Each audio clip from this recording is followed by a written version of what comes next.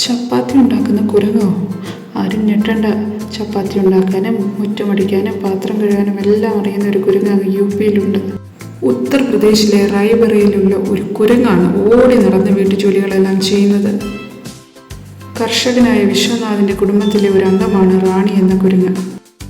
8 വർഷം മുന്നേ ഗ്രാമത്തിൽ ഒരു കൂട്ടം കുരങ്ങുകൾ എത്തുകയും പിന്നീട് അവർ സ്ഥലം വിടുകയും ചെയ്തു. എന്നാൽ ഒരു കുഞ്ഞു കുരങ്ങ് മാത്രം ബാക്കിയായി.